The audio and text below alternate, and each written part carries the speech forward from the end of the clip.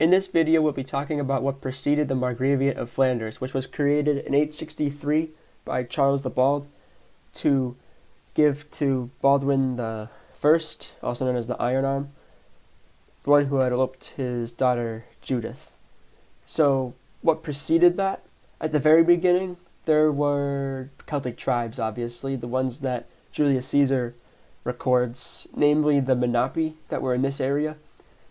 These were Celts that had a sort of Germanic origin, and he even said that they saw themselves that way, and mainly because the ones in the south, the Celts in the south, had more ties with the Greeks from Marseille and from Rome in general, especially the Narbonensis region, which had been under Rome for quite a while by that point.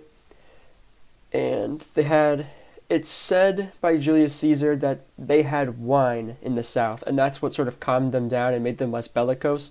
But in the north, these tribes actually banned drinking wine so as not to become more like effeminate or like weak, as he says.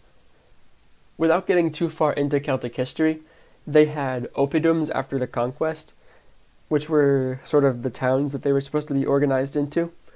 And their names kept a lot into modern times, like Ghent and Aalst should be Celtic in origin.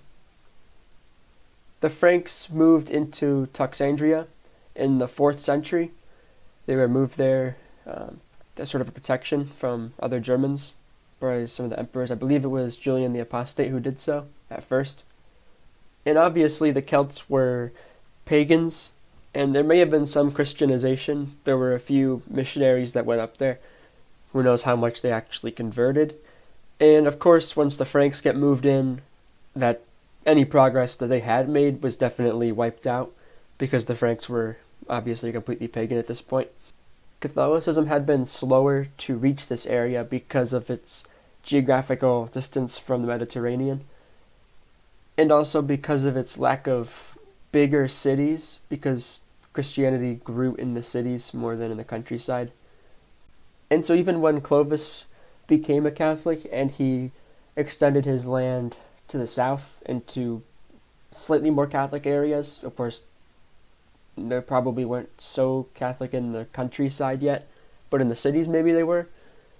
But it would take even in 200 years later, in like the 8th century, there were still missionaries going up to this region and being martyred because of pagan believers. So it clearly wasn't something that was very established yet, even though there were dioceses. So when the Franks moved into Toxandria, they found themselves in the reality of the Roman oppidums, and they were able to sort of superimpose their own wishes on that. It might not have been terribly strong at the beginning, or maybe they would have just gone along with what was already there. But then, after a certain point, especially with the expansion of the Merovingian domain, they were able to actually sort of manipulate the land. Usually the kings would reward their vassals with territories. This was actually something that is pretty innate to the German warrior sort of vassalic beneficiary system, where there would be a warrior and he would have his retainers and he would reward them, and they would count him for spoils of war. And this is kind of on a bigger scale, just exactly that. Charlemagne had gained absolute control, essentially, of the Pagi, especially in that area, which was the Frankish heartland, so of course he had more territory there. Previously, before Charlemagne, maybe the counties had become to be a bit more hereditary and a bit more independent. All of his territory being in the region of Austrasia, with Neustria being very close to the east. So the Pagi we're going to talk about today in the region of Flanders had dated from previous centuries. They could have been from the 7th century, the 6th, maybe the 5th, but that's kind of pushing it. Even the 8th century, they could have been fairly recent. Just whatever the kings are wanting to do at the time, or the mayors of the palace. The first Pagus to talk about is the Pagus Gandensis, which we would refer to as Ghent. The name of it was called Gant, which probably meant confluent in the Celtic language because of the it being on the confluent of a couple of rivers. It was created in the beginning of the 600s, made out of the area of the old oppidum, or as it's also called, the Civitate of Ghent, or Gant. In 853, there's a record of a count of the county, or Pagus, called Enguerrand, and he fell out of favor with Charles the Bald that time, slowly before 866, and that's when this Pagus was given to Baldwin, who is the Margrave. Enguerrand actually had a few other counties, which we'll talk about. This was not the only one that he had. However, only a couple of those would actually go to Baldwin. Some of them would retain counts for a few hundred years after that, and then eventually be absorbed by Baldwin IV of Flanders into the domain sometime in the 11th century. I said this before in another video, I'll say it again here, that Baldwin might have been given the Margraviate of Flanders that was created specifically for him because Charles the Bald wanted him to have a military capacity to put him in the most prime place to be attacked by Vikings, which could free up his wife Judith that he had eloped from Charles, and so that she could be ready to be in another royal marriage. I don't really subscribe to that malevolent, malicious attitude just because Charles could have given all of these counties to other people, but he still gave a few of them to Baldwin to rule directly. So we have a record in 853 of that Enguerrand who had fallen out of grace with King Charles the Bald. His lands were given to Baldwin, the Pagus Flandrensis, which is the main one, which would give its name to the rest of the area as Flanders, with Bruges as its capital. Maybe not as its capital, but just as its main city, especially Baldwin would settle there with his wife and build it up. They were also given the county of Gandensis, which the former counts had owned the county of Oisier, which is next door to the east. We don't know when it was given to them, but it was at some point.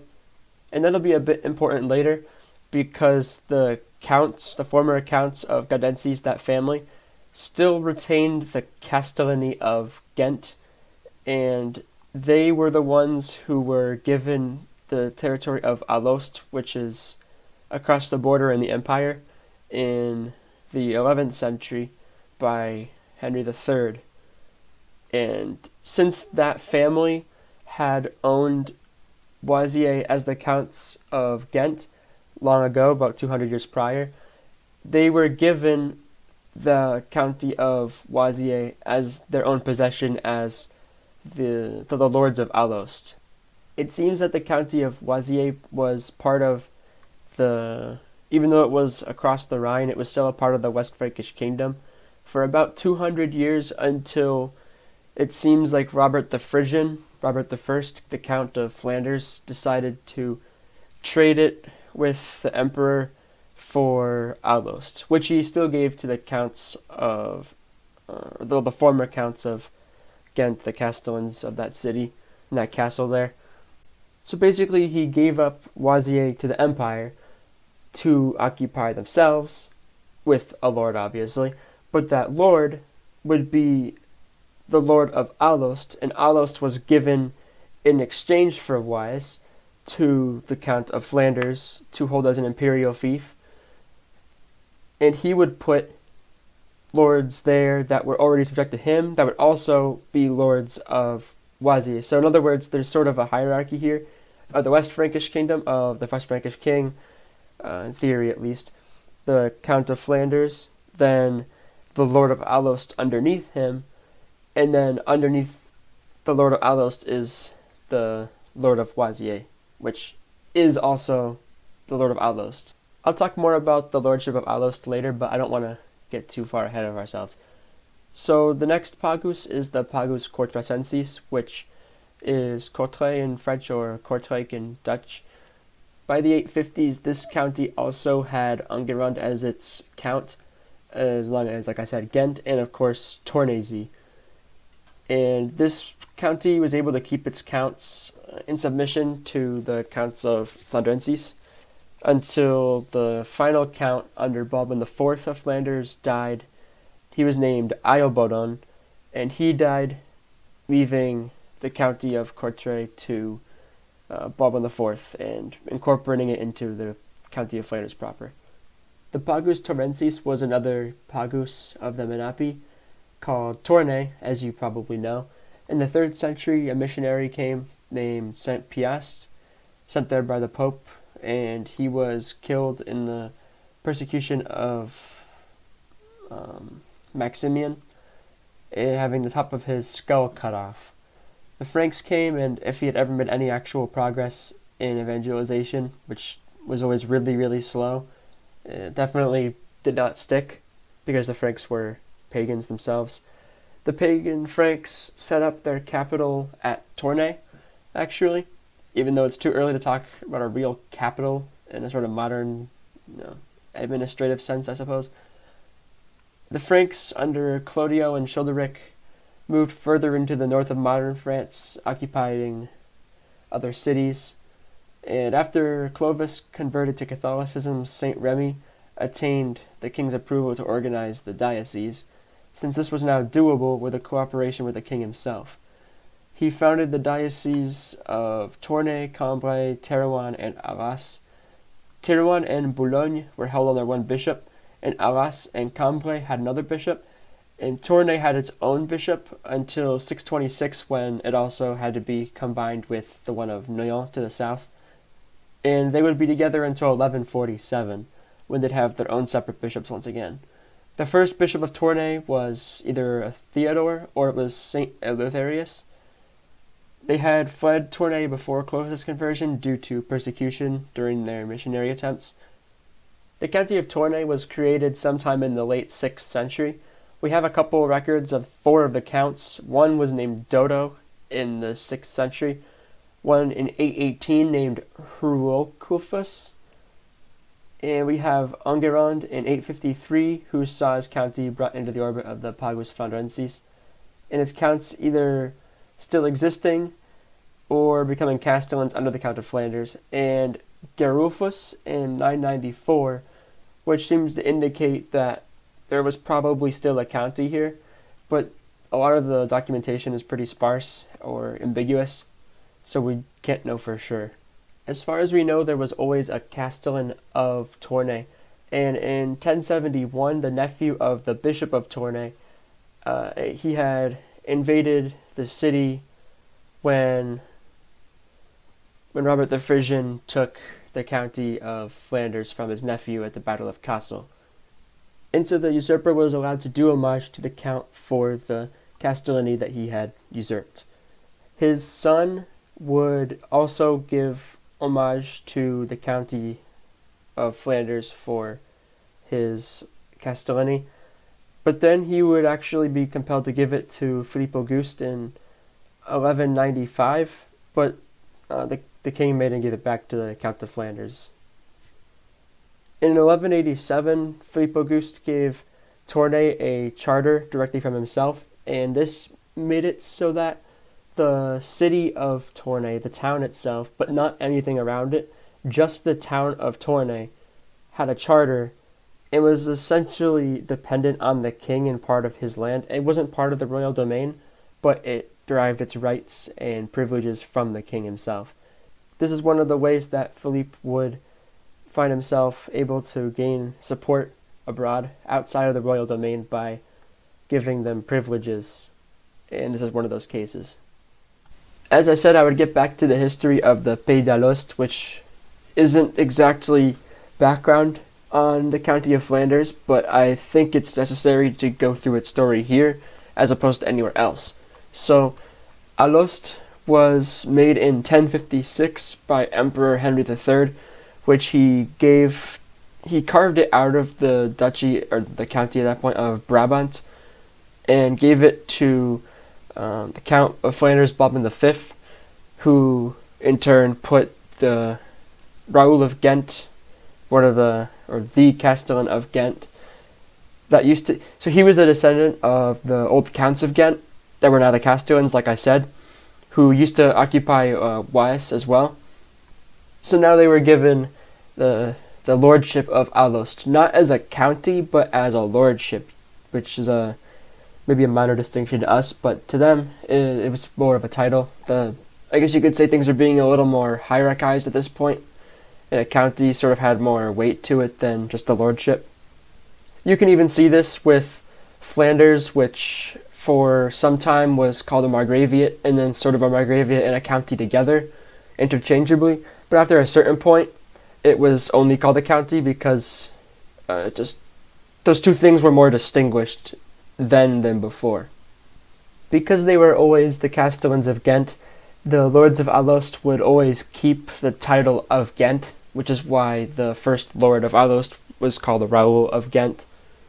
They were, the Lords of Alost, always involved with pledges, confirmations, witnessing charters, grants, giving lands to the church. They were effectively just doing what, you'd probably do at that point, but they were doing a lot of it in assistance of the Count of Flanders.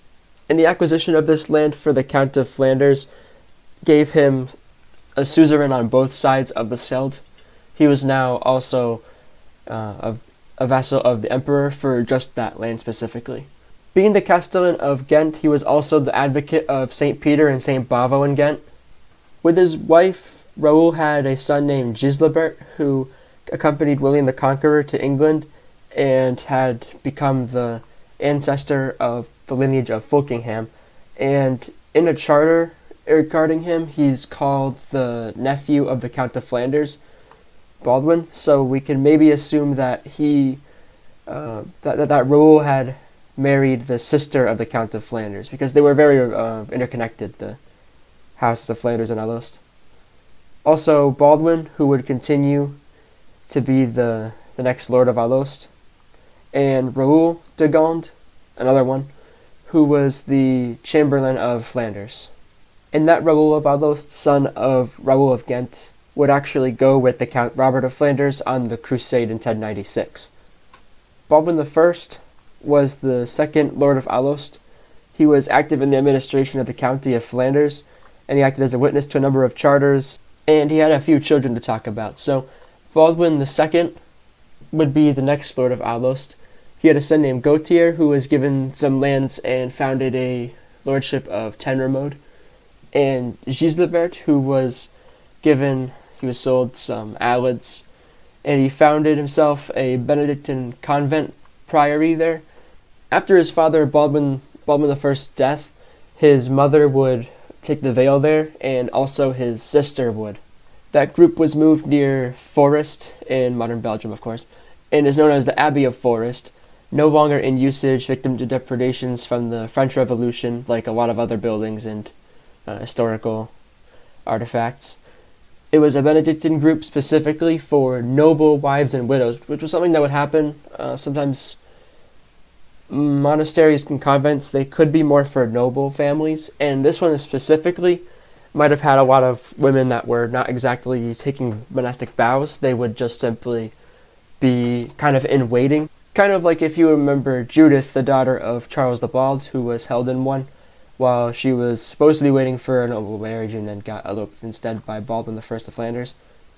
But this foundation actually wasn't there at the beginning. It was somewhere else, and it was Benedictine. But then the abbot Fulgentius of Affligem decided to have it moved to Forest and to follow the Cluniac order. Later on in 1239, it would elect its first abbess and properly become an abbey, and begin to depend on the bishopric of Cambrai instead of on the abbots of Affligem, the one who moved it in the first place. To this time and beyond, the priory or abbey would acquire new possessions of land with their towns and launch projects for deforestation and exploiting it to make a revenue. The abbey itself became a sort of autarky, which monastic foundations would often do to be more independent on themselves and not on the outside world. Apart from the talk about the monastic foundation, Giselbert also went on the crusade with his older brother Baldwin, his Lord Robert of Flanders, Raoul his uncle, and the lords of Guines and Ardres and Boulogne, which are, of course, Godfrey of Bouillon, Baldwin I of Jerusalem, and Eustache III. Baldwin II's other son would be named Yvain, and he would also be a lord of Alost with his brother Baldwin. Baldwin III went first. He was called the Cross-Eyed because he seems to have had some eye problems. And he was one of the first in the area to accept William Clito as the new Count of Flanders, in accordance with Louis VI's wishes, and was given some more land by William for being obedient to him. He defended William against Baldwin IV of Hainaut, who had attacked Oudenarde.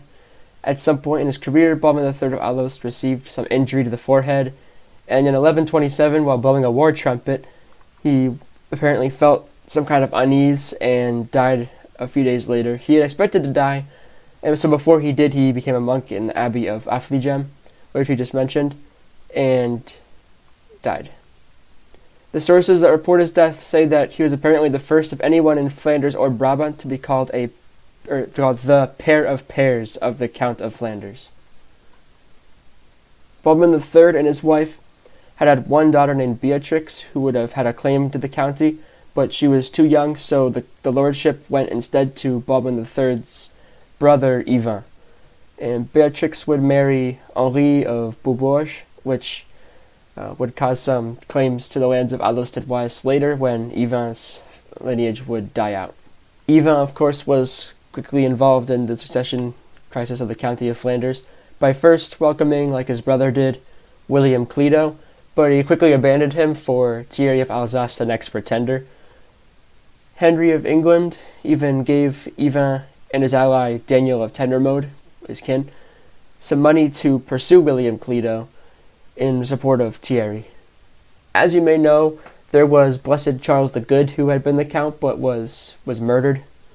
His sister's son, Arnulf of Denmark, was also pretender for the county, and he was going to marry the daughter of Henry of Brabant and received the support from the Duke of Brabant, and received approval from Henry, King of England, and they made Ivan and Daniel agree to not welcome Thierry of Alsace as their county either, but those two were to betray this agreement and get the nobles of Bruges and Ghent to elect Thierry of the count.